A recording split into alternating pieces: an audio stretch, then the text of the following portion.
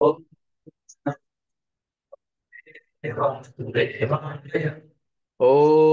नमो भगवते वासुदेवाय।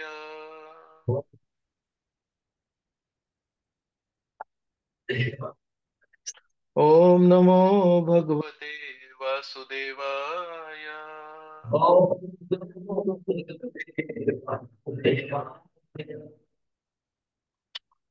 आपण आज चर्चा करत आहोत श्रीमद भागवतम स्कंद क्रमांक 1, अध्याय क्रमांक 2 आणि श्लोक क्रमांक 4 यावर स्क्रीनवर मी दाखवतो.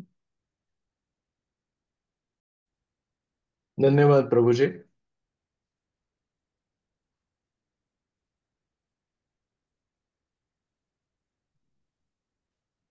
ओम अज्ञानतिमिरान्धस्य ज्ञानाञ्जनशलाकया चक्षुरुन्मीलितं येन तस्मै श्रीगुरवे नमः. श्रीचैतन्यमनोभीष्टं स्थापितं येन भूतले स्वयं रूपः कदा मह्यं ददाति स्वपदान्तिकम्.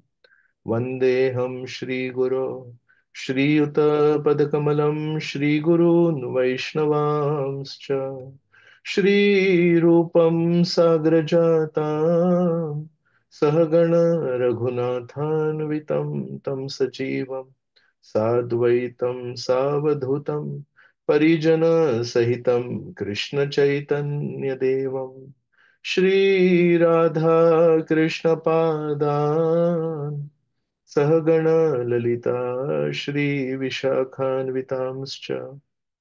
हे कृष्ण करुणा सिंधो दीनबंधो जगत्पते गोपेश गोपिका कांत राधा कांत नमोस्तुते. तप्त कांचन गौरांगी राधे वृंदावनेश्वरी वृषभानुसुते देवी प्रणमामि हरिप्रिये. वाञ्छाकल्पतरुभ्यश्च कृपा सिन्धुभ्य एव च पतितानां पावनेभ्यो वैष्णवेभ्यो नमो नमः. नमो विष्णुपादाय कृष्णपृष्ठाय भूतले श्रीमते भक्तिवेदान्त स्वामिनिति नामिने. नमस्ते सारस्वते देवे गौरवाणी प्रचारिणे निर्विशेष शून्यवादी पाश्चात्य देशतारिणे. जय श्री कृष्ण चैतन्य प्रभु नित्यानंद श्री अद्वैत गदाधर श्रीवासदि गौर भक्त वृंद. हरे कृष्णा कृष्णा कृष्णा हरे हरे हरे राम राम राम हरे हरे. हरे कृष्ण. सर्व भक्तांचं खूप खूप स्वागत आणि सर्व भक्तांप्रती आभार. आजच्या श्लोकामध्ये सूत गोस्वामी यांनी उत्तर द्यायला सुरू करण्यापूर्वी एक संस्कृती आपल्या समोर ठेवतायत. मागच्या वेळेस आपण चर्चा केली कसं त्यांनी त्यांच्या गुरूंना नमस्कार केले. सूत गोस्वामींचे गुरु शुकदेव गोस्वामी. मागच्या चर्चेमध्ये आपण बघितलं श्लोक क्रमांक 2 आणि श्लोक क्रमांक 3 मध्ये त्यांनी शुकदेव गोस्वामींना प्रार्थना अर्पण केली. आणि आज पुढचं पाऊल घेतायत. म्हणतायत सर्व जगताचे परमेश्वर नारायण भगवंत आहेत, त्यांना नमस्कार केला करायला पाहिजे. नारायण मग म्हणतात त्यांच्यासोबत एक नर ऋषी पण आहेत. त्यांच्याबद्दल आज आपण थोडी चर्चा करूया. एक नर नारायण ऋषी आहेत. कोण आहेत त्यांच्याबद्दल चर्चा करूया. तिसरे व्यक्ती ज्यांना आपण वंदन करायला पाहिजे ते आहे सरस्वती देवी, विद्येची देवी. त्यांना नमन करतो मी.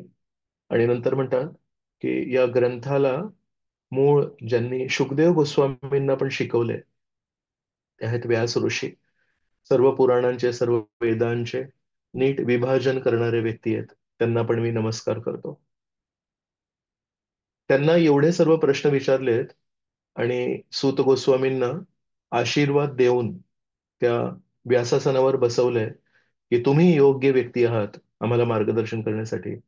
पण तरी पण त्यांनी त्यांच्या गुरूंना नमस्कार करायला आणि परमेश्वराला नमस्कार करायला, सरस्वती देवीला नमस्कार करायला, त्या ग्रंथकाराला नमस्कार करायला अजिबात त्यांना असं नाही वाटत आहे की वेळ जातोय, मला उत्तर द्यायची आहेत. प्रश्नांची उत्तरं देण्यासाठी जी योग्य एक बुद्धी लागते, एक स्मृती शक्ती लागते, आणि दुसरी म्हणजे जो प्रश्न विचारणारा व्यक्ती आहे त्याला अनुसरून उत्तर देणं गरजेचं आहे. जर ग्रामीण क्षेत्रामध्ये कथा चालू असेल आणि शहरामध्ये प्रचार करणारा समजा एखादा व्यक्ती कथा करत असेल, तर तो काय उदाहरणं देईल? तो शहरातली उदाहरणं देईल. तर त्याची उत्तरं अचूक आहेत, पण त्याची उत्तरं अयोग्य आहेत. अचूक आहेत म्हणजे बरोबर उत्तर आहेत, तात्विक दृष्टीने बरोबर आहेत, कुठेही काहीही चूक नाहीये, अचूक उत्तर आहे. पण त्याच्यातलं एकही उदाहरण समजा त्या ग्रामीण क्षेत्रातल्या लोकांना जर लक्षात नाही आलं, तर मग ते जे त्यांची उत्तर आहेत ते अयोग्य आहेत. तर म्हणून चूक आणि बरोबर हे दोन जोड शब्द आहेत मराठीमध्ये, आणि अजून दोन जोड शब्द आहेत योग्य आणि अयोग्य. आणि कधी कधी बोलता बोलता आपल्याला वाटतं की हे दोन्ही जोड शब्द समानच आहेत, पण नाही, समान नाही आहेत. कधी कधी आपण अचूक असू शकतो, पण आपण योग्य आहोत असं गरजेचं नाहीये. तर म्हणून भागवतामध्ये फक्त अचूक उत्तर नाही दिली आहेत, भागवतामध्ये योग्य उत्तर द्यायची आहेत. शालेय शिक्षण पद्धतीमध्ये, कॉलेजच्या शिक्षण पद्धतीमध्ये कधी कधी असं असू शकतं की जो बोलतोय त्याला फक्त आपलं ज्ञान दाखवायचंय, तर तो त्या दृष्टीने बोलतो, जेणेकरून श्रोत्यांना एक वाटेल की बाप रे, यांना काय काय माहिती आहे. पण भागवताचे जे वक्ते आहेत ते कधी पण आपल्या श्रोत्यांना स्वतःच्या ज्ञानाने प्रभावित करण्याचा प्रयत्न नाही करत. ते नेहमी प्रार्थना करतात की हे परमेश्वरा, तुझ्याबद्दल या लोकांना त्यांच्या हृदयामध्ये आकर्षण निर्माण होऊ दे. माझ्या सर्व कथेचा परिणाम हा व्हायला पाहिजे की माझे श्रोते हे माझ्या प्रती आकर्षित नाही व्हायला पाहिजेत, माझे श्रोते तुमच्या प्रती आकर्षित व्हायला पाहिजेत. आणि म्हणून कोणा एका व्यक्तीला परमेश्वराप्रती जर आपल्याला आकर्षित करायचं असेल, तर आपण किती पारदर्शकपणे बोलायला पाहिजे की आपल्याद्वारे, आपल्या मुखाद्वारे, आपल्या स्मृतीद्वारे परमेश्वराच्या लीला शुद्धपणे त्या व्यक्तीपर्यंत पोहोचू देत. आणि जेव्हा परमेश्वराच्या शुद्ध लीला त्या व्यक्तीपर्यंत पोहोचतात, तेव्हा त्याची शुद्ध प्रेमभक्ती, त्याचे शुद्ध विचार, त्याचं शुद्ध आकर्षण आपल्याद्वारे परमेश्वराकडे जाऊ देत. आपण केवळ एक साधन बनायचंय, आपण साध्य नाही बनायचंय. आपल्याला त्या प्रवासाचा रस्ता बनायचा आहे, आपल्याला त्या प्रवासाचं गंतव्यस्थान नाही बनायचंय. म्हणून प्रत्येक भागवताच्या प्रवचनाच्या आधी, कुठल्याही परमेश्वराबद्दल सांगणाऱ्या व्यक्तीच्या प्रवचनाच्या आधी चांगला काळ, नुसतं 2 मिनिटं नाही, पण तो चांगला काळ प्रार्थना करतो गुरु शिष्य परंपरेला, आणि त्यांना विनंती करतो की माझ्याद्वारे आज तुमची कथा होऊ दे आणि तुम्ही जे सांगितलेलं तत्वज्ञान आहे ते लोकांपर्यंत पोहोचू दे. हे खूप महत्वाचं आहे. आपण ते सूत गोस्वामींच्या बोलण्यामध्ये बघतोय. पहिली प्रार्थना त्यांनी अर्पण केली नरोत्तम श्रीकृष्ण यांना. सर्व व्यक्तींमध्ये सर्वात श्रेष्ठ व्यक्ती आहेत श्रीकृष्ण. श्रीकृष्ण हे केवळ शक्तीचं प्रदर्शन नाही करत, पण शक्तीचं प्रदर्शन करता करता त्यांच्या मनामध्ये नेहमी एक संवेदनशीलता असते. या शक्तीच्या प्रदर्शनाने जर मी माझ्या भक्तांना काही कारणास्तव एक भीती निर्माण करत असेल किंवा एक अंतर निर्माण करत असेल, मला माझ्या शक्तीचं प्रदर्शन नाही करायचंय. श्रीकृष्ण इतक्याच मात्रेमध्ये, इतक्याच प्रमाणामध्ये शक्तीचं प्रदर्शन करतात की असुर लोक त्यांना घाबरतील, आणि इतकंच शक्तीचं प्रदर्शन करतात की भक्तांना एक आश्वासन मिळतं, माझे श्रीकृष्ण खूप शक्तिशाली आहेत, माझे श्रीकृष्ण काही असे तसे नाही आहेत, माझे श्रीकृष्ण माझी रक्षा करतील. आपल्याला एका व्यक्तीच्या संरक्षणामध्ये विश्वास निर्माण होण्यासाठी त्याच्या शक्तीचं प्रदर्शन होणं गरजेचं आहे ना. एखादा व्यक्ती फक्त बोलतोय, मी तुझं संरक्षण करीन, माझ्याकडे शक्ती आहे, तो फक्त बोलत असेल, पण तो खरोखर जर त्यांनी त्याचं प्रदर्शन नाही केलं, त्याला सिद्ध नाही केलं, प्रमाण आपल्या समोर नाही मांडलं, तर आपल्याला त्याच्यामध्ये विश्वास नाही येणार. तर म्हणून शक्तीचं प्रदर्शन करणं गरजेचं आहे, पण किती प्रमाणात? जर गरजेपेक्षा जास्ती प्रमाणात केलं तर समोरचा माणूस म्हणेल, इतकी अमाप शक्ती, आणि मी तर एक लहानसा जीव आहे, माझ्यामध्ये तर याच्या कणभर पण शक्ती नाहीये. मग कधी कधी त्या शक्तीच्या प्रदर्शनाने भीती पण निर्माण होते. मग श्रीकृष्णांचा जो मुख्य हेतू आहे या जगामध्ये येण्याचा, तो भीती निर्माण करण्याचा नाहीये, तो प्रेम निर्माण करण्याचा आहे. त्यांना प्रेम पाहिजे. पण आपल्या सर्वांना त्यांना स्वतःजवळ खेचायचंय. तर म्हणून श्रीकृष्ण मोजून मापून शक्तीचं प्रदर्शन करतात, जेणेकरून आपल्याला फक्त ठाम विश्वास निर्माण होईल की नाही, श्रीकृष्ण आहेत ना, श्रीकृष्ण आपली काळजी घेतील. पण त्याच्यापेक्षा जास्ती एक कणभर ते शक्तीचं प्रदर्शन नाही करत. आपण बघतो भगवद्गीतेच्या 11व्या अध्यायामध्ये अर्जुनाने आपल्या सर्वांचं प्रतिनिधित्व करून एक प्रश्न विचारला. म्हणाले, हे भगवंता, हे श्रीकृष्ण, 10व्या अध्यायामध्ये तुम्ही शेवटी शेवटी एक श्लोक बोलले की माझ्या अंश मात्राने मी या सर्व जगताला व्यापतो. तर कृपया ज्या पद्धतीने, ज्या रूपाने तुम्ही या पूर्ण ब्रह्मांडाला व्यापता, ते रूप मला दाखवणार का? तर त्या प्रश्नाचं उत्तर देऊन, जर श्रीकृष्णांनी विश्वरूप नसतं दाखवलं, समजा म्हणाले असे, नाही हो, मी तर प्रेम करायला आलोय आणि मी शक्तीचं जर प्रदर्शन केलं तर मग कोणाला भीती वाटू शकते. मग कोणी म्हणाले असे, श्रीकृष्ण फक्त बोलतात, विष्टभ्याहम इदम कृत्स्नम एकांशेन स्थितो जगत. फक्त बोलतात की मी या पूर्ण पृथ्वीला व्यापतो. आणि 10व्या अध्यायामध्ये चतुश्लोकी गीतामध्ये पण म्हणाले, अहम सर्वस्य प्रभवो मत्तः सर्वम प्रवर्तते, की हे सर्व आध्यात्मिक आणि भौतिक जग माझ्यातून निर्माण होतात. पण करून काही नाही दाखवत. या व्यक्तीचं ना फक्त बोलणं जास्ती आहे, कर्तृत्व काही नाहीये. तर म्हणून श्रीकृष्णांवर बघा कशी जबाबदारी आहे, किती संवेदनशीलता, किती बॅलन्स करायला लागतं त्यांना. एकीकडे त्यांना सत्य जे आहे ते सांगायला लागतं, पण त्या सत्यामध्ये शक्ती पण आहे. पण शक्तीचं प्रदर्शन जर नाही केलं तर लोक म्हणतील खोटारडे आहेत. शक्तीचं प्रदर्शन जर नाही केलं तर म्हणतील हे फक्त मोठ्या मोठ्या गोष्टी करतात. आणि शक्तीचं जर प्रदर्शन केलं तर लोक घाबरतील आणि म्हणतील इतकी शक्ती आणि मी तर काय काय केलं. आणि तेच झालं. 11व्या अध्यायामध्ये जेव्हा श्रीकृष्णाने त्यांचं विश्वरूप दाखवलं, तेव्हा अर्जुन त्यामध्ये त्यांनी भरपूर काय काय बघितलं. काही काही वर्णन जर 11व्या अध्यायामध्ये आपण बघितलं तर म्हणतात, तुमचा न आदी आहे, न मध्य आहे, न अंत आहे.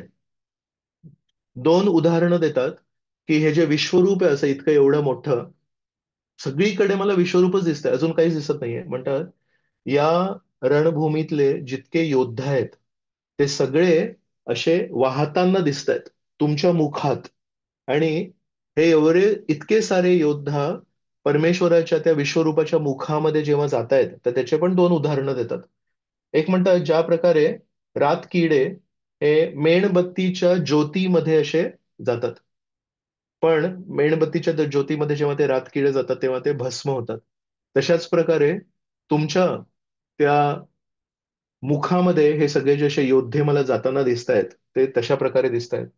दुसरं उदाहरण देतात, जणू काही एक अशी खूप वाहणारी नदी आहे आणि ती नदी समुद्राला कशी भेटते, तशा प्रकारे तुमच्या मुखामध्ये मला हे सर्व योद्धा जाताना दिसतात. त्याच्यामध्ये भीष्म पण दिसतात, द्रोण दिसतात, जयद्रथ दिसतात आणि कर्ण पण दिसतात अर्जुनाला.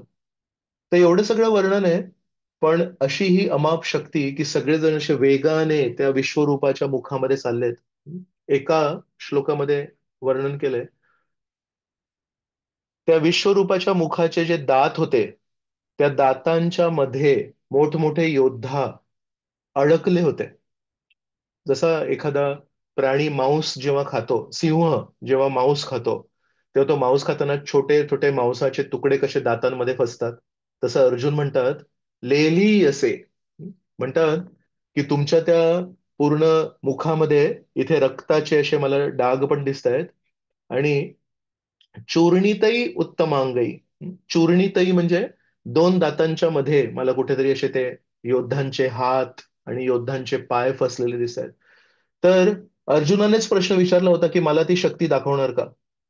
आणि ते दाखवण्यासाठी तर हे गरजेचं होतं, दाखवलं. पण त्याचा परिणाम काय झाला अर्जुनावर? अर्जुनाने जेवढी ही अमाप शक्ती बघितली, तर बिचारे थरथर थरथर कापू लागले आणि म्हणाले, हे परमेश्वरा, तुमचं हे रूप बघून मला आठवतंय, मी तुम्हाला कधी कधी अगदी असं सहजपणे तुम्हाला हाक मारली आहे. कधीतरी मी तुम्हाला म्हणालो, हे यादव, यदू कुळातले आहेत श्रीकृष्ण, तर त्यांना असं यादव म्हणून हाक मारणं चांगलं नाही. किंवा आपण कृष्ण कधी म्हणत नाही, आपण नेहमी श्रीकृष्ण म्हणतो. त्यांना एक आदर द्यायला पाहिजे आपण.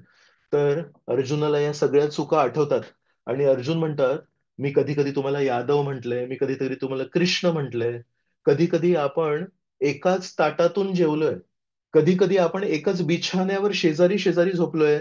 मला कृपया माफ करा, माझ्याकडून खूप चुका झाली, आणि कृपया मला हे तुमचं जे शक्ती प्रदर्शित करणारं जे रूप आहे हे मला सहन होत नाहीये. तर कृपया पुन्हा एकदा तुमचं द्विभुज सौम्य रूप दाखवणार का? तर इथे अर्जुनानेच प्रश्न विचारला की मला तुमचं शक्ती प्रदर्शन करणार का? श्रीकृष्ण म्हणाले, जनरली मी करत नाही, साधारणपणे मी करत नाही, कारण तुम्हाला भीती वाटेल. पण अर्जुनानेच प्रश्न विचारला होता, तर खोटारडेपणा, तर लांछन श्रीकृष्णांवर यायला नाही पाहिजे म्हणून श्रीकृष्णांनी दाखवलं. पण त्याच्यामुळे काय झालं, अर्जुन भयभीत झाला. मग परत श्रीकृष्णांनी त्या पूर्ण विश्वरूपाला आवरलं, आणि पुन्हा एकदा अर्जुनाच्या समोर तेच मूळ द्विभुज दोन हातांचे श्रीकृष्ण होते. तर याच्यातून एक लक्षात येतं की परमेश्वरावर किती मोठी जबाबदारी आहे. परमेश्वर, आपण म्हणतो ना, आपल्यावर खूप मोठ्या मोठ्या जबाबदाऱ्या आहेत. परमेश्वराचं काम सोपं. परमेश्वराला फक्त काय आज्ञा द्यायच्या आणि सगळे करतात. पण परमेश्वराचं मुख्य वैयक्तिक काम काय आहे माहितीये? परमेश्वराचं वैयक्तिक मुख्य काम आहे, जे मुलं मुली परमेश्वराला त्याग करून, परमेश्वराला सोडून या भौतिक जगामध्ये वावरतायत आणि दुःख भोगतायत. त्या सर्वांना पुन्हा त्यांना आकर्षित करायचंय. तर काही प्रमाणामध्ये शक्ती प्रदर्शन करणं गरजेचं आहे, ज्याने त्या सर्व मुला मुलींना एक आश्वासन वाटेल की नाही, हे आमचे वडील आहेत आणि हे आम्हाला संरक्षण करतील. पण ते शक्ती प्रदर्शन पण इतक्या मात्रेमध्ये, इतक्या प्रमाणात करायचंय की त्याच्याने भीती नाही निर्माण व्हायला पाहिजे. तर म्हणून वृंदावनामध्ये बघतो आपण, मोठमोठे राक्षस येतात, पण परमेश्वर अशा पद्धतीने खेळीमेळीच्या वातावरणामध्ये त्यांना मारतात. परमेश्वर त्यांना कधी तलवारीने नाही मारत. परमेश्वर कधी सुदर्शन चक्राने वृंदावनामध्ये नाही मारत. वृंदावनातल्या सगळ्या असुरांना श्रीकृष्णांनी कधी पायांनी, कधी हातांनी, बकासूर आहे, तो एका बगळ्याच्या रूपात आला होता. तर त्यांनी आधी अशा चोच मारून श्रीकृष्णांना मारायचा प्रयत्न केला. तर श्रीकृष्ण तर परमात्मा आहेत.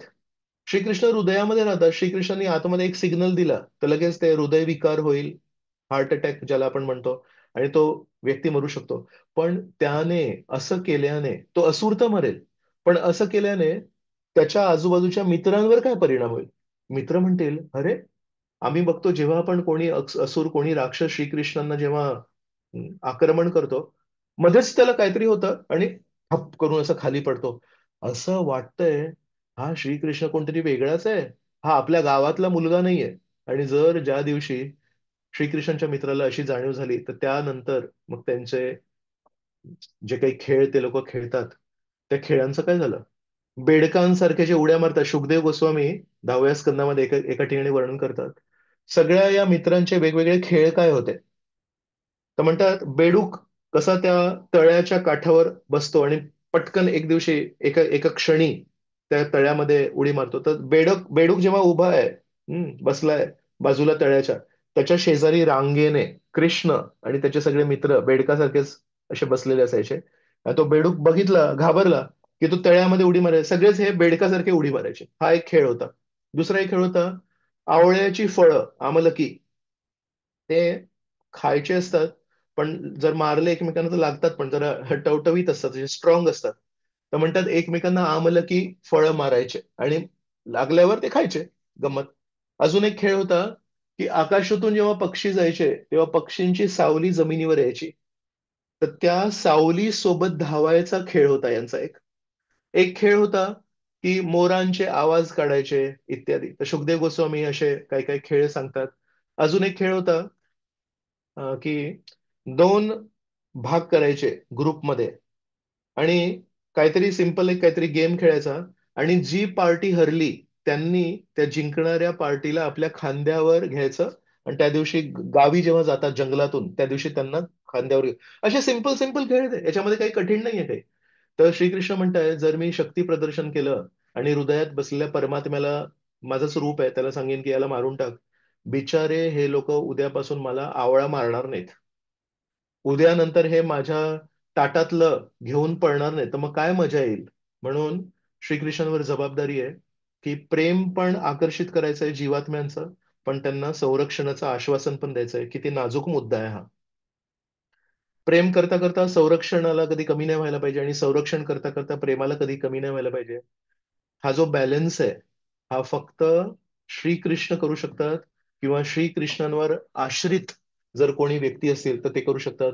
प्रभुपादांच्या जीवनामध्ये आपण बघतो, प्रभुपादांनी अमाप शक्ती दाखवली. कशा प्रकारे त्या म्हाताऱ्या वयामध्ये शहरोशहरी फिरून पूर्ण पृथ्वीचं 13 वेळा त्यांनी भ्रमण केलं आणि काय वेगाने मंदिरं स्थापित केली. काय वेगाने लोकांच्या हृदयाला परिवर्तन केलं. पण हे सगळं शक्ती प्रदर्शन करता करता कधी कोणाला हे नाही वाटलं, की प्रभुपाद इतके मोठे आहेत. आपण जर त्यांच्या जवळ गेलो तर आपल्याला प्रेम नाही मिळणार. तर म्हणून खूप खूप कठीण कार्य आहे, की अमाप लोकांना परिवर्तित करायचं, अमाप लोकांना ही संस्था पूर्ण वाढवायची. पण हे सगळं करताना सर्व शिष्यांना नेहमी वाटायचं, की प्रभुपाद आपल्यावर पण प्रेम करतात. तर हे फक्त श्रीकृष्णांवर जे आश्रित व्यक्ती आहेत, त्यांना श्रीकृष्णांकडून ते गुण मिळतात. म्हणून आजच्या श्लोकामध्ये श्रीकृष्णाने म्हटलंय, नरोत्तमम. सर्व व्यक्तींमध्ये सर्वात उत्तम व्यक्ती कोण आहेत? श्रीकृष्ण. बरोबर शक्तीचं पण प्रदर्शन करतात, बरोबर संरक्षणाची पण भावना देतात, पण बरोबर वैयक्तिक एकेका जीवात्म्याला प्रेमाची पण भावना देतात. सगळेजण तृप्त पण आणि सगळेजण सुरक्षित पण. खूप विशेष आहे. दुसरे व्यक्ती जे आजच्या श्लोकामध्ये सांगितले ते म्हणतात नर ऋषी.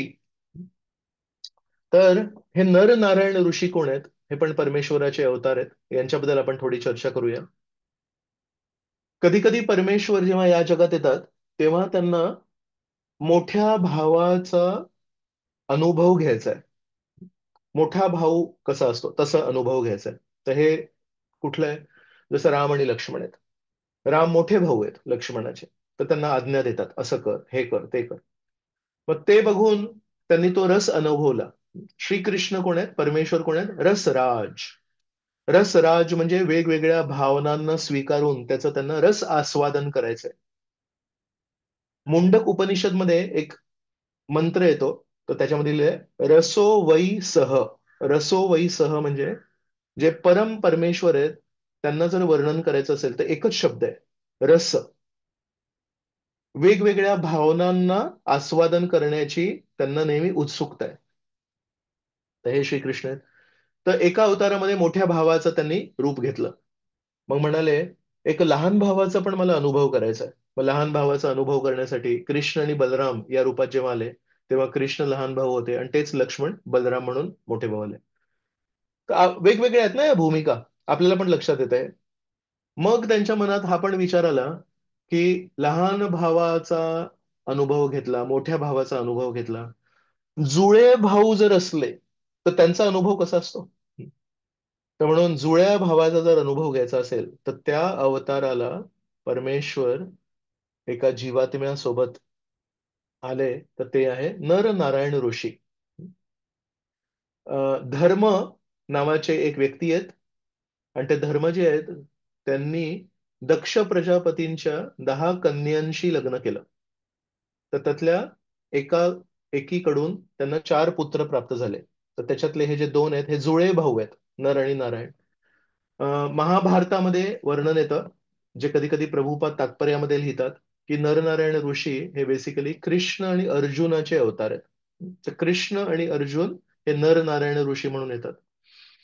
तर पहिली गोष्ट आपण जे नरनारायण ऋषींबद्दल बघितली ते म्हणजे ते जुळे भाऊ आहेत. आणि ते जुळे भाऊ का आले?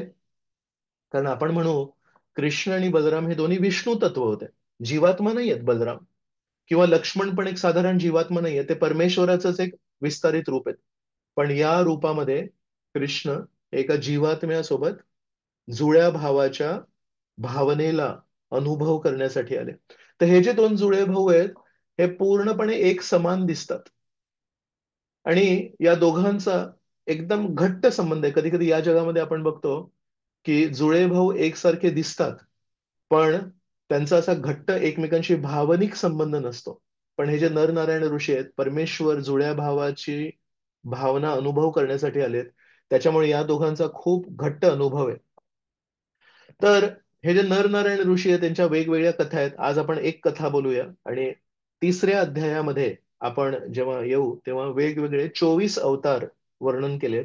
त्या 24 अवतारांचं वर्णन करताना पुन्हा एकदा नरनारायण ऋषी पण येतील. तेव्हा आपण नरनारायण ऋषींबद्दल अजून चर्चा करूया आणि वेगवेगळी कथा घेऊया. आज आपण एका कथेवर चर्चा करूया. एक राक्षस होते, असुर होते.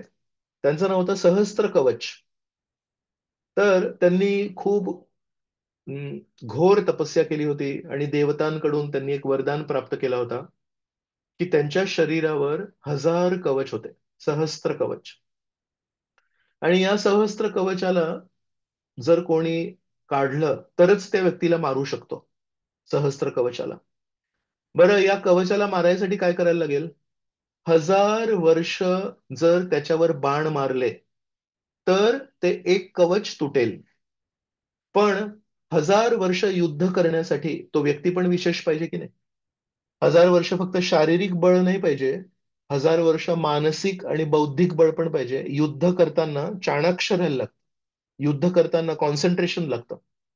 तर म्हणून कोण असा व्यक्ती आहे ज्याच्याकडे बरोबर नेम घेऊन बौद्धिक बळ पाहिजे, तेवढं कॉन्सन्ट्रेशन पाहिजे, आणि परत 1000 वर्षांसाठी शारीरिक बळ पाहिजे. तर बेसिकली 1000 वर्ष युद्ध करण्यासाठी महातपस्वी कोणतरी व्यक्ती पाहिजे ज्याची पण तेवढी शक्ती आहे.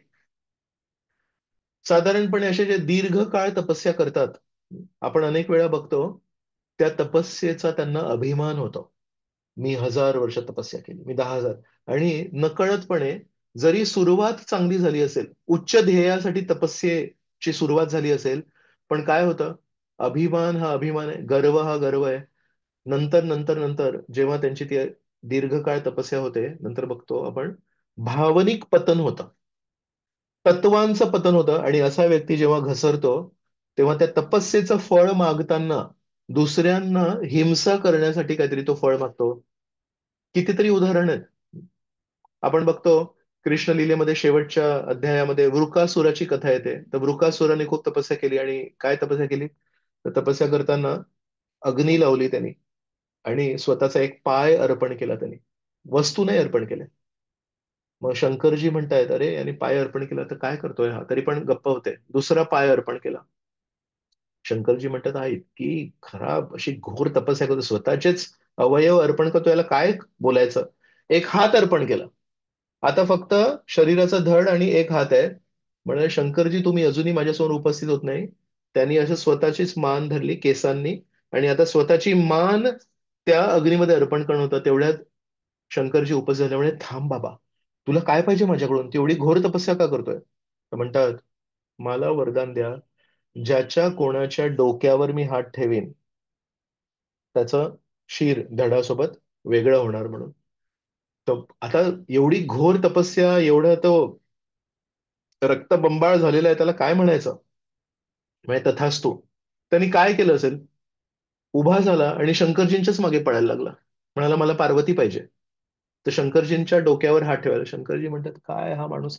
तर अशा प्रकारे आपण बघतो की कधी कधी उद्देश चांगला चुकून असेलही, पण त्या अभिमानाने, की मी एवढी घोर तपस्या केली आहे, तर तात्विक पतन होतं, भावनिक पतन होतं, आणि शेवटी मग दुसऱ्यांना हिंसा करण्यासाठी, दुसऱ्यांना त्रास देण्यासाठी आपण त्या तपस्येच्या फळाचा वापर करतो. तर म्हणून या सहस्त्र कवचाला जर मारायचं असेल, तर 1000 वर्ष युद्ध करायची शक्ती पाहिजे. पण ते 1000 वर्ष युद्ध करायची शक्ती पाहिजे असेल तर त्याच्यासाठी 1000 वर्ष तपस्या करायला पाहिजे. पण ती 1000 वर्ष तपस्या करून भावनिक पतन नाही व्हायला पाहिजे, गर्व नाही यायला पाहिजे, शुद्ध उद्देश टिकून राहायला पाहिजे. म्हणजे 1000 वर्ष तपस्या करायची, तेवढा दृढ निश्चय पाहिजे. त्याच्यानंतर आतमध्ये किती शुद्धता पाहिजे, की त्याच्यातून दुसऱ्यांना हिंसा करायची नाहीये, त्याच्यातून सहस्त्र कवचाला मारायची इच्छा करायची आहे. म्हणजे लोककल्याणासाठी मी तपस्या करायची आहे. खूप कठीण आहे ते. लोककल्याणासाठी, दुसऱ्यांच्या हितासाठी, स्वतःच्या शरीराला, स्वतःच्या गरजांना कमी करणं हे खूप कठीण आहे. स्वतःच्या स्वार्थासाठी आपण कधी कधी तपस्या करू शकतो. स्वतःच्या स्वार्थासाठी आपण स्वतःला त्रास देऊ शकतो. तर हे खूप दुर्मिळ आहे. पहिले 1000 वर्ष तपस्या करायची, त्याच्यानंतर 1000 वर्ष युद्ध करायचं, आणि याच्यामध्ये स्वतःचा काहीच फायदा नाही, लोककल्याण, लोकहित. आणि त्याच्यानंतर अट अशी होती की एक कवच जेव्हा ते तुटेल, भेदेल, त्याच्यानंतर हा जो व्यक्ती आहे त्याचा मृत्यू होणार. हे जर कोणाला माहिती असेल, आधी 1000 वर्ष तपस्या करायचे दुसऱ्यांसाठी, त्याच्यानंतर 1000 वर्ष युद्ध करायचं, आणि ते सगळं केल्यानंतर माझा मृत्यू होणार, कोण तयार होणार आहे? पण या सहस्त्र कवचाला मारायचं होतं, गरजेचं होतं. हा पूर्ण पृथ्वीला त्रास देत होता. मग काय केलं? हे नर नारायण ऋषी आहेत, हे तयार झाले. आणि यांनी, कसं मी तुम्हाला म्हटलं की हे फक्त एकमेकांसारखे दिसत नाहीत, यांची एकमेकांसोबत खूप घट्ट संबंध आहेत, एक खूप घट्ट मैत्री आहे. हम्म. तर त्यांनी काय केलं, नर आहे, नारायण आहेत, आधी त्यांनी तपस्या केली. नारायणाने तपस्या करून 1000 वर्ष तपस्या करून त्यांच्यामध्ये एक शक्ती आली. तर ती शक्ती त्यांनी, त्याच्यातलं एक थोडीशी शक्ती त्यांनी नराला दिली. आणि आता नर तपस्येला बसले. आणि नारायणाने जेव्हा नर 1000 वर्ष तपस्या करतोय, तेव्हा नारायणाने 1000 वर्ष त्या सहस्त्र कवचाशी युद्ध केलं. आणि त्याच्यामुळे एक कवच त्याचं फाटलं. एक कवच जसं फाटलं, तर मग नारायण ऋषी पडले. पण नारायण ऋषी पडले, 1000 वर्ष झाले होते. मग नर ऋषी जे होते त्यांची तपस्या संपली होती. मग नर ऋषी उभे झाले. त्यांनी नारायण ऋषींना जागृत केलं. नारायण ऋषी तपस्येला बसले. आणि नराने मग 1000 वर्ष युद्ध केलं. मग परत एक एक कवच भेदलं. मग नर ऋषी खाली पडले. मग तेव्हापर्यंत नारायण ऋषी जागे झाले. नारायण ऋषींची 1000 वर्षांची तपस्या झाली, त्यांनी युद्ध केलं. असं करत करत नर नारायण, नर नारायण, नर नारायण यांनी या सहस्त्र कवचाचे 999 कवच त्यांनी तोडले. आता त्याला लक्षात आलं, जेव्हापर्यंत 1000 होते तेव्हापर्यंत एक वाटतं ना, अरे पहिला तोडला या लोकांनी, हे लोक काही टिकणार नाहीयेत. दुसरा, ठीक आहे, 998 आहेत माझ्याकडे. असं करत करत शेवटी त्याला एक खोटी आशा होती, हे दोघं कधीतरी थकतील. पण या दोघांचा उद्देश अगदी शुद्ध होता. या दोघांचा एकमेकांशी भावनिक संबंध खूप घट्ट आहे, त्याच्यामुळे एकमेकांबद्दल कधी त्यांना काही वाईट भावना नाही आली. त्याच्यामुळे या दोघांमध्ये जी आपण म्हणू गटबंधन म्हणतो ना आपण, तर जे गटबंधन झालं होतं ते कधी तुटलं नाही. करता करता करता करता करता करता सर्व एक एक कवच जाता जाता आता एकच कवच उरलं. आणि आता या सहस्त्र कवचाला माहिती होतं, हे जर कवच सुटलं तर माझं मरण होईल. त्यावेळेस त्यांनी मग आता परीक्षा नाही घेतली नरनारायण ऋषींची. तो तिथून पळून गेला. घाबरून तो पळून गेला. तर तो जो सहस्त्र कवच आहे, त्याच्या शरीरावर आता फक्त एकच कवच आहे. त्यांनी काय केलं असेल, तिथून पळून गेला तर त्यांनी सूर्यदेवांची शरण घेतली. सूर्यदेवांची शरण घेतली. त्याला माहिती आहे सूर्यदेव खूप तेजस्वी आहेत. सूर्यदेवांसमोर कोणी टिकत नाही. सूर्यदेवांकडे शरण घेतली तर सूर्यदेवांनी पण विचार करायला पाहिजे, असा हा चुकीचा व्यक्ती जर माझ्याकडे शरण घेतोय, त्याला आपण शरण नाही द्यायला पाहिजे. पण कधी कधी मोठ्या स्तरावर किंवा मोठ्या पदावर जेव्हा आपण असतो, तेव्हा कुठेतरी एक छोटासा गर्व पण निर्माण होतो, की माझी जर कोणी शरण घेतलीये, तर मी त्याला नाही कसं म्हणू. क्षत्रियांचा पण आपण बघतो, क्षत्रियांचा हा एक गुण आहे, की जर त्यांची कोणी शरण घेतली तर ते त्यांना अं, आश्रय देतात. तर सूर्यदेवाने थोडा विचार करायला पाहिजे होता, की चांगल्या व्यक्तीला जर आपण आश्रय दिला तर त्याचं काहीतरी चांगलं होणार, वाईट व्यक्तीला आश्रय दिला तर त्याचं काहीतरी वाईट होणार. पण त्यांनी त्याला आश्रय दिला. मग त्यांना काहीच वेळाने लक्षात आलं, की आपण ज्या व्यक्तीला आश्रय दिलाय तो काही चांगला व्यक्ती नाहीये. तो कधीही काहीही वाईट करू शकतो. मग कथा येते महाभारताची. काळ गेल्यानंतर महाभारताच्या कथेमध्ये 8 वर्षांची एक मुलगी होती. तिचं नाव होतं कुंती. आणि 8 वर्षांच्या त्या मुलीने एकदा त्यांच्या महलामध्ये जेव्हा दुर्वासा ऋषी आले, तेव्हा त्या दुर्वासा ऋषींना निर्मळपणे, निरागसपणे त्या 8 वर्षाच्या मुलीने खूप छान सेवा केली त्यांची. आणि दुर्वासा ऋषी पहिल्यांदा कोणातरी एका लहानशा मुलीवर खुश झाले आणि म्हणाले, मी तुला वरदान देतो की काय पाहिजे तुला. तर म्हणाले, हे इतके मोठे मोठे देवता आहेत आकाशामध्ये, ज्यांची इतकी शक्ती आहे, इतकं तेज आहे, त्यांना मी कधी बोलवू शकते का. तर दुर्वासा ऋषींनी म्हटले, मी तुला आशीर्वाद देतो, हे मंत्र आहे, हा मंत्र जर तू बोललीस तर कोणाही देवताला तू बोलवू शकतेस. त्यांनी पण एक दिलं. तर कुंती एकदम बिचारी आहे. कुंती 8 वर्षांच्या मुलीला किती अक्कल असते. त्या 8 वर्षांच्या त्या बिचाऱ्या मुलीने समोर बघितलं तर तेजस्वी सूर्य होता. सूर्य आणि चंद्र हे सर्व लहान मुलांना खूप असे वाटतात, की काय किती त्यांची शक्ती, किती त्याच्यामध्ये सूर्य असते. तर कुंतीने जेव्हा सूर्याला बघितलं, तेव्हा पटकन तिच्या मनात विचार आला, दुर्वासा ऋषींनी मंत्र दिला खरा, पण खरोखर काम करतो का हा मंत्र. तर त्यांना सूर्यदेवांना बोलवायचं नव्हतं.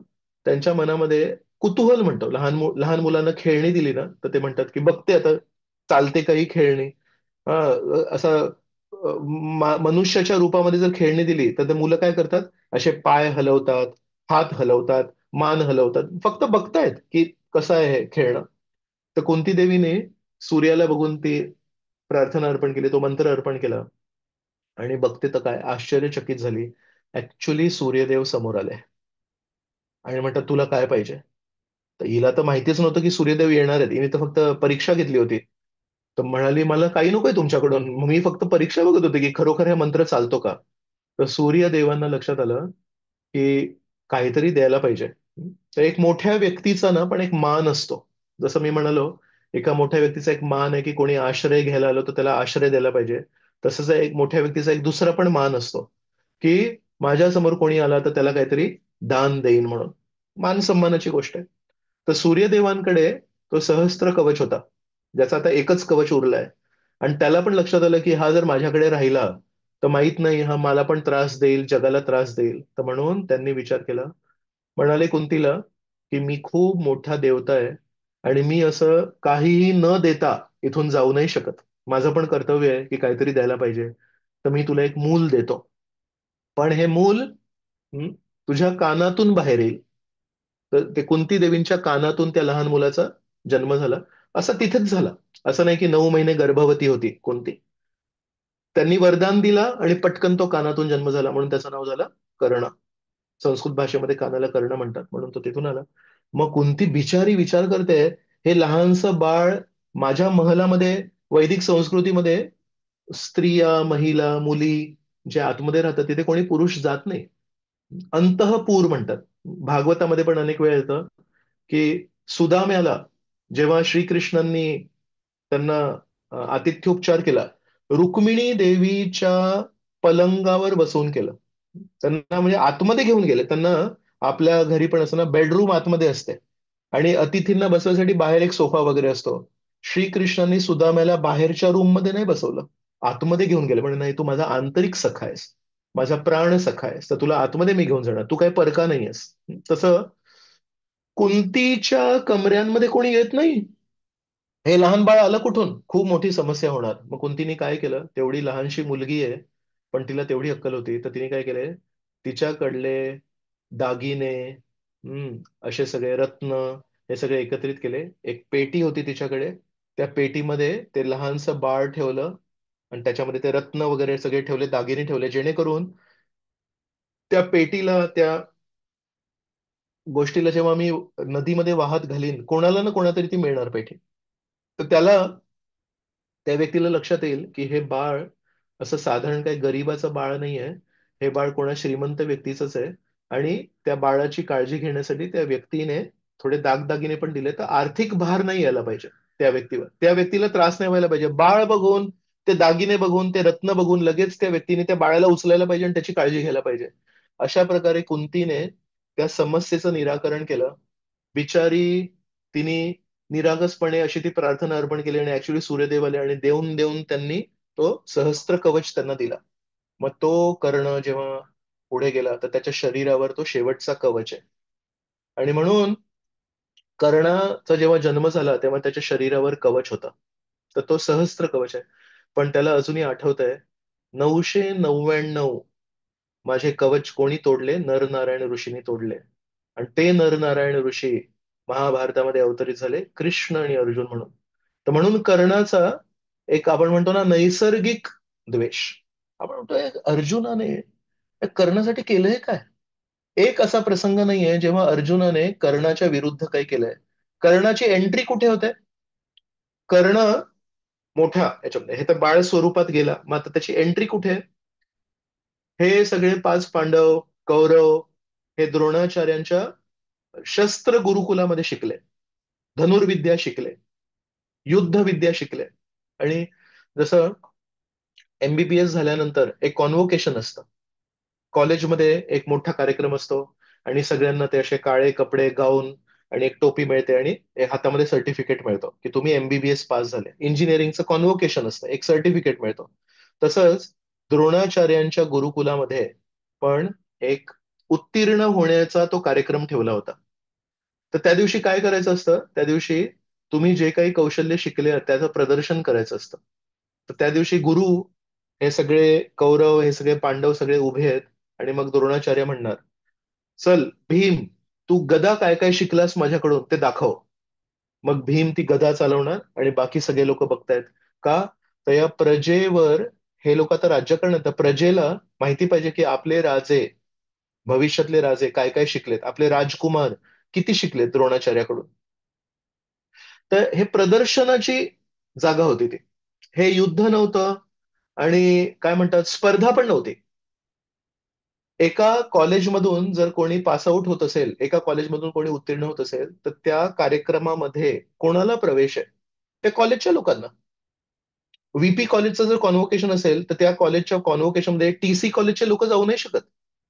तर तसं त्या दिवशी कौरव आणि पांडव हे त्यांनी जे जे विद्या शिकले द्रोणाचार्याकडून ते प्रदर्शन करायला तिथे एकत्रित होते. आणि जेव्हा अर्जुनाची वेळ आली, द्रोणाचार्य म्हणाले अर्जुनाला, अर्जुना, तू दाखव तू काय काय शिकलास माझ्याकडून. आणि अर्जुन ते पहिल्यांदा दाखवणार आहे. तेव्हा तिथे कर्ण येतो आणि म्हणतो, एक मिनिट, हा अर्जुन काय आहे? मला याच्यापेक्षा चांगली धनुर्विद्या येते. तर तेव्हा द्रोणाचार्य काय म्हणाले, प्रश्न तो नाहीच आहे की तुला चांगली येते की कमी येते. प्रश्न हा आहे की आज हा जो कार्यक्रम आहे, हा गुरुकुलामध्ये कॉलेजमध्ये तुम्ही काय काय शिकले आहात, ते लोकांना प्रदर्शन करायचा कार्यक्रम. तर तू या कॉलेजचा विद्यार्थीच नाहीयेस, त्याच्यामुळे तुला इथे स्थानच नाहीये, तू बाजूला हो. मग त्यांनी भरपूर काय काय अपशब्द बोलले आणि म्हणाले, तुम्ही जातीवाद करताय, तुम्ही मला स्थान देत नाहीये, इत्यादी इत्यादी. आणि या सगळ्या गोष्टींचा मग बऱ्याच लोकांनी कादंबरी लिहून भरपूर मोठा त्याला स्वरूप दिलंय आणि त्याला वेगळंच काहीतरी वळण दिलंय. सिंपल आहे ना, एका कॉलेजचं उत्तीर्ण होत आहे तर दुसऱ्या व्यक्तीला तिथे एंट्रीच नाहीये. पण दुर्योधनाला लक्षात आलं, माझ्या शत्रूला द्वेष करणारा व्यक्ती माझा मित्र. तर त्यांनी लगेच कर्णाला जवळ घेतलं आणि म्हणाला, नाही नाही नाही, याला करायला पाहिजे. आणि त्यावेळेस मग विनाकारण अर्जुनाने कर्णाला आजपर्यंत काही केलंच नाहीये, पण अर्जुनाची धनुर्विद्या दाखवायला जेव्हा आली तेव्हा कर्ण म्हणतो, तर तू बघतो तू काय करतोस. अर्जुनाने एक बाण मारला, याने पण एक बाण मारला, म्हणतो बघा आलं, मी पण काय कमी नाहीये.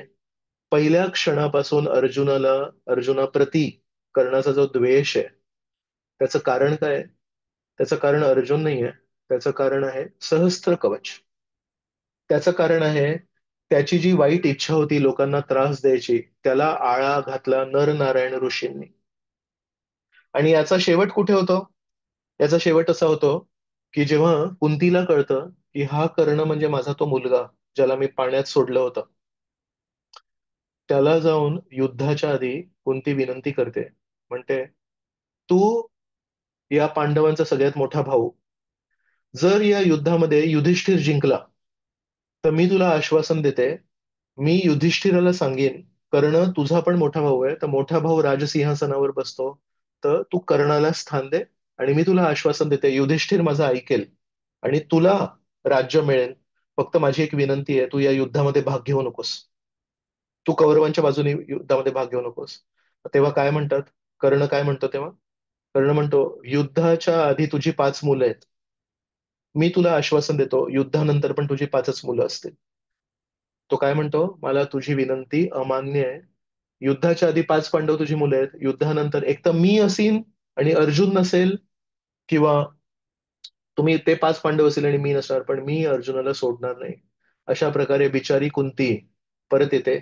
युद्ध होतं आणि युद्धामध्ये आपल्याला ती गोष्ट माहिती आहे की अर्जुन कर्णाला मारून टाकतात. तर ती त्या सहस्त्र कवचाची समाप्तीची स्टोरी. तर म्हणून कधी कधी आपल्याला वाटतं की हा व्यक्ती असा अर्जुनाप्रती द्वेष का करतोय. पण वैदिक संस्कृतीमध्ये आपल्याला माहिती आहे की एका जन्माची गोष्ट नाही आहे ही. हे अनेक अनेक जन्मांची एक शृंखला आहे ती. तर म्हणून कृष्ण आणि अर्जुन हे का इतके प्रिय आहेत?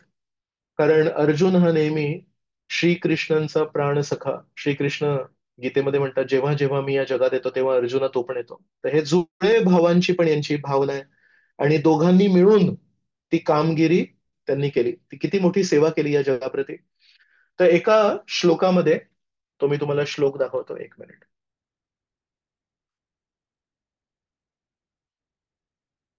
तर स्क्रीनवर आहे स्कंद क्रमांक 3, अध्याय क्रमांक 4 आणि श्लोक क्रमांक 22. तर हे मैत्रेय आणि मैत्रेय विदुर संवाद आहे. त्याच्यामध्ये सांगतायत की श्रीकृष्ण हे उद्धवाला सांगतात की तू आता बद्रिकाश्रमला जा. त्यांनी उद्धव गीता सांगितली उद्धवाला. आणि नंतर सांगतात की आता ना बद्रिक आश्रमामध्ये नरनारायण ऋषी राहतात. त्या नरनारायण ऋषींना तू जाऊन माझा हा जो संदेश आहे शेवटचा तो तू दे म्हणून. तर तिथे असं लिहिलंय, यत्र नारायणो देवो नरश्च भगवान ऋषी. नारायण आणि नर, च च म्हणजे आणि. तर नर नारायण ऋषी आहेत, पण ते कोण आहेत? ते साधारण नाही आहेत, ते विष्णू आहेत. तर म्हणून भगवान ऋषी. आणि त्यांच्याबद्दल वर्णन बघा किती सुंदर केलंय. मृदू तीव्रम तपो दीर्घम तेपते तेपाते लोक भावनानो. त्याच्यामध्ये काय म्हटलंय की नरनारायण ऋषी आहेत, हे बद्रिकाश्रमला राहतात आणि भगवंतांचे अवतार आहेत. त्यांनी खूप तपस्या केली आहे, अगदी अनादी काळापासून. कशासाठी? तर या जगामध्ये जे चांगले लोक आहेत, सज्जन लोक आहेत, त्यांच्या लोक कल्याणासाठी.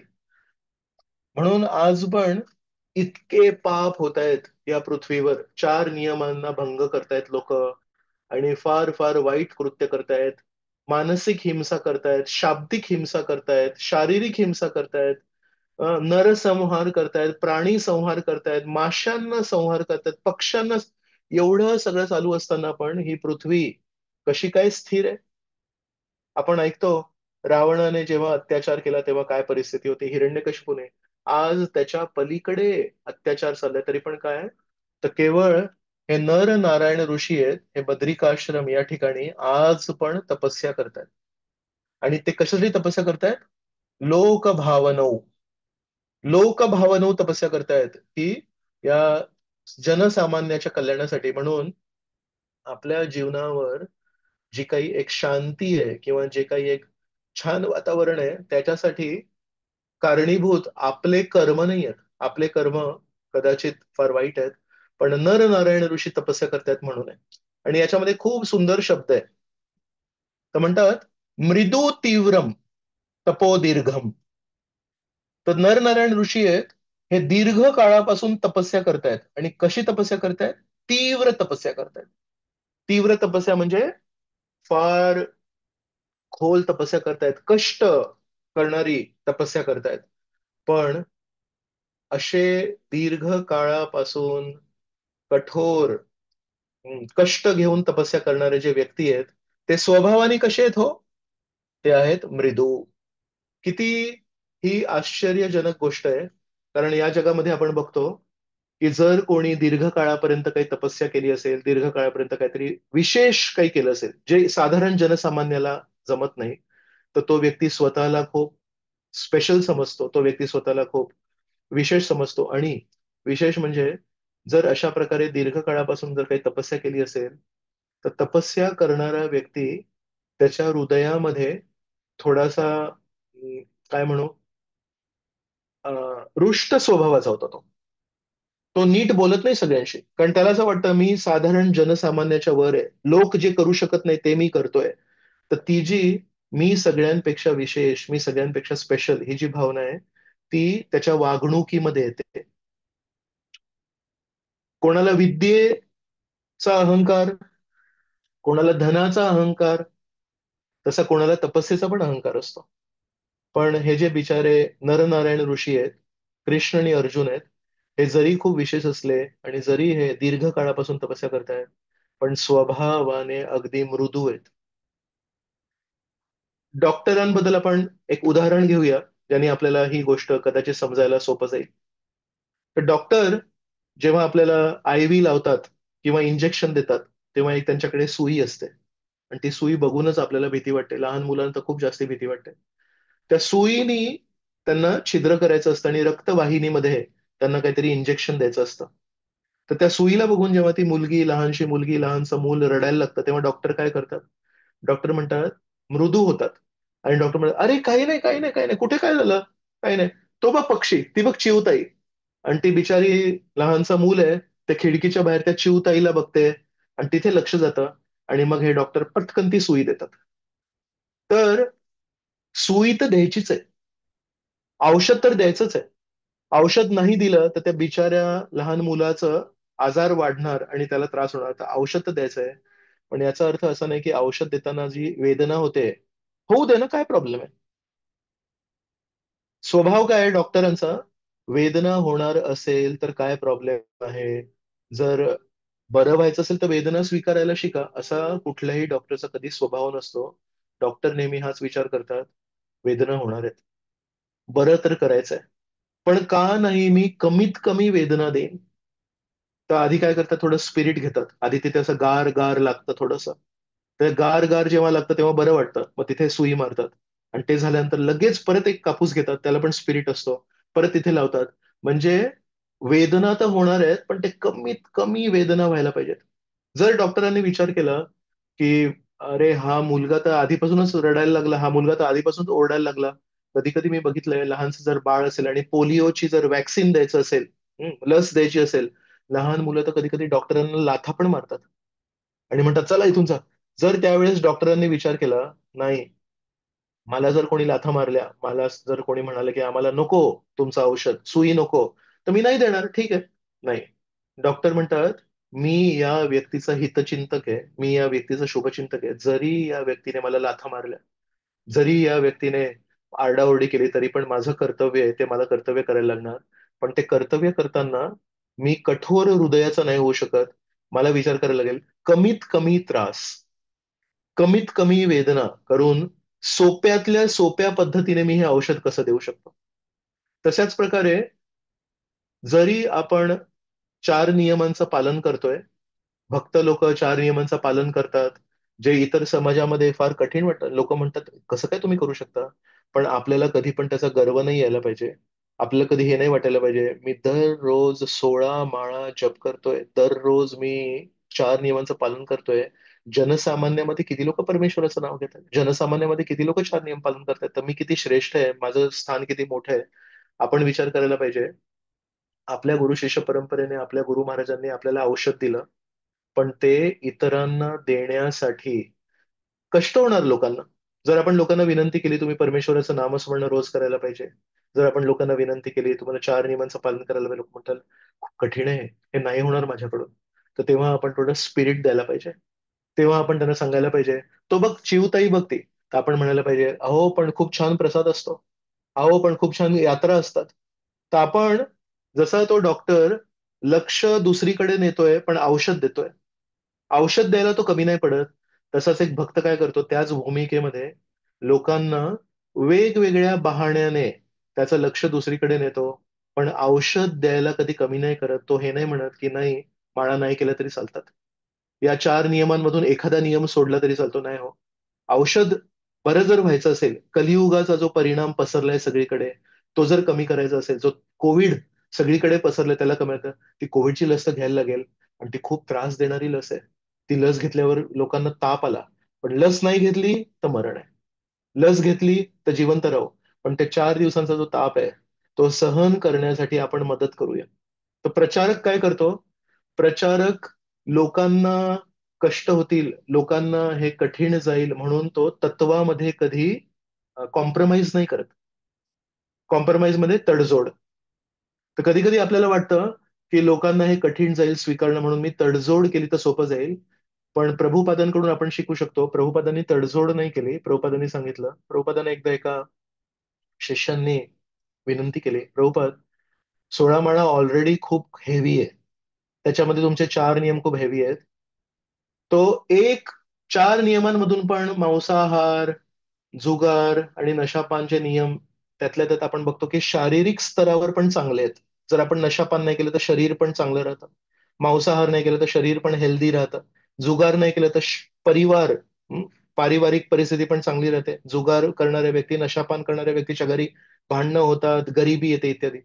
तो जो चौथा नियम आहे, तो जर तुम्ही एक फक्त कमी केला, तर म्हणाले अमेरिकेमध्ये लाखो लाखो लोक तुमचे शिष्य होतील आणि इस्कॉन संस्था खूप पसरेल. तर तो एक चौथा नियम फक्त कमी करा तुम्ही. तेव्हा प्रभुपादांनी त्याच्याकडे बघितलं, हात जोडले आणि म्हणाले, हे माझे नियम नाही आहेत, हे गुरु शिष्य परंपरेमध्ये मला जे मिळालंय ते मी तुम्हाला देतोय. हे 4 नियम मी नाही बनवलेत, हे गुरु शिष्य परंपरा आहे, तर मी त्याच्यामध्ये तडजोड नाही करू शकत. पण मी एक काम करू शकतो. हे 4 नियम पालन करण्यासाठी जे काही मदत माझ्याकडून गरजेची आहे, ती मदत, तो सपोर्ट करायला मी तयार आहे. मी तुम्हाला प्रोत्साहन द्यायला तयार आहे. मी तुम्हाला आधार द्यायला तयार आहे. पण मी तडजोड नाही करू शकत. तर त्याच प्रकारे मी विचार करतोय, की एखादे डॉक्टर पण औषध देण्यासाठी जी काही वेदना होईल, ती वेदना कमी करण्यासाठी तयार आहेत, सपोर्ट करायसाठी तयार आहेत, थोडं मनोरंजन करण्यासाठी तयार आहेत. पण औषध द्यायला कमी नाही करत. तसंच आपण पण नेहमी विचार करायला पाहिजे, काय मी करू?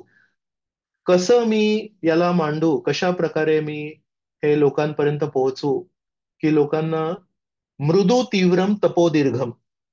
मी मृदू स्वभावाचा पण पाहिजे, पण लोकांना जी औषधाची गरज आहे, ज्याच्यामुळे त्यांना कधी-कधी वाटतं, की हे खूप कठीण आहे हो कलियुगामध्ये आमच्यासाठी.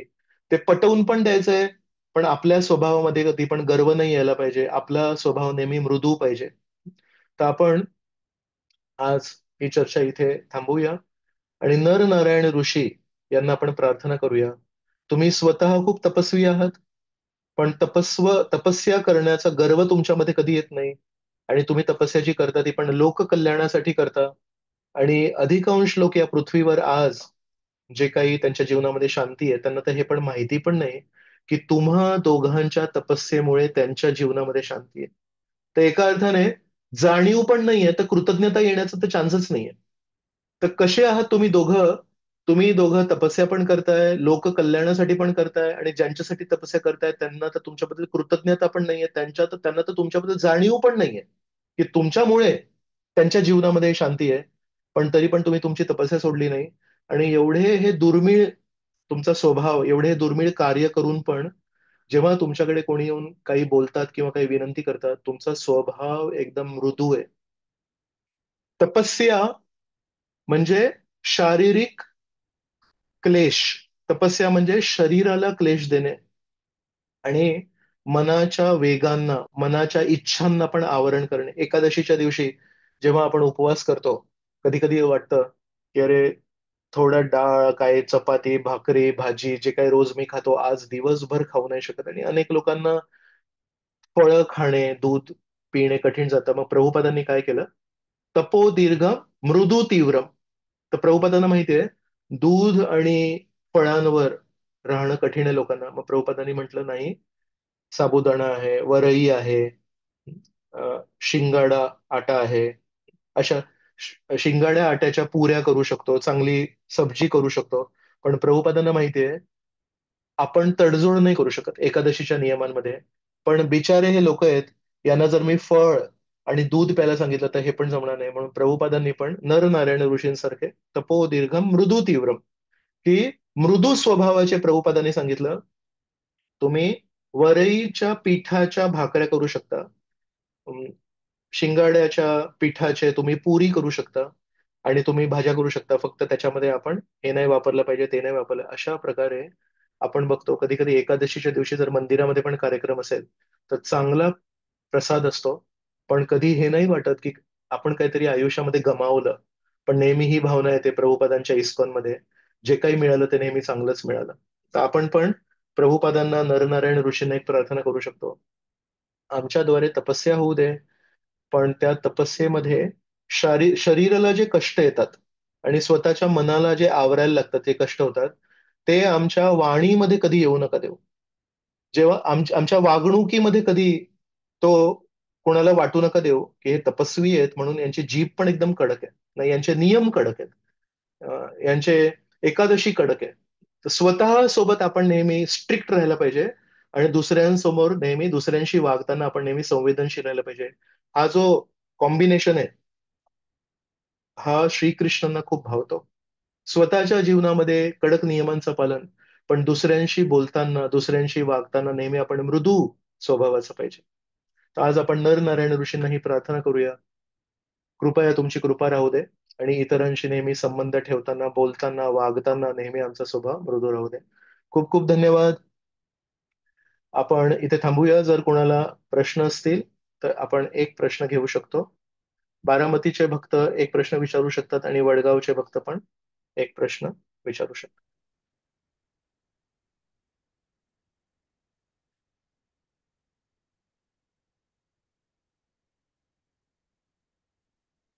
चालेल. कुणाला काही प्रश्न आहेत तर माझे खूप खूप आभार. रविवारी आपण एकत्र आलात आणि श्रीमद भागवतावर चर्चा करण्यासाठी मला एक संधी दिली. जय श्रीमद भागवत महापुराण की जय. जय श्री नर नारायण ऋषी की जय. जय श्रील प्रभुपाद की जय. अनंत कोटि वैष्णव वृंद की जय. जय निताय गौर प्रेमानंदे. हरि हरि बोल. हरे कृष्ण गुरुजी. थँक्यू व्हेरी मच गुरुजी. खूप छान तुम्ही आज नरनारायण ऋषींची कथा सांगितली. खूप इन्स्पायरिंग आहे. तर गुरुजींचे आपण 3 वेळा हरिबोल करून आभार म्हणूया. हरी बोल. हरी हरी. जय श्रील प्रभुपाद की जय. वांछा कल्पतरुभ्यश्च कृपा सिंधुभ्य एव च. पतितानां पावनेभ्यो वैष्णवेभ्यो नमः.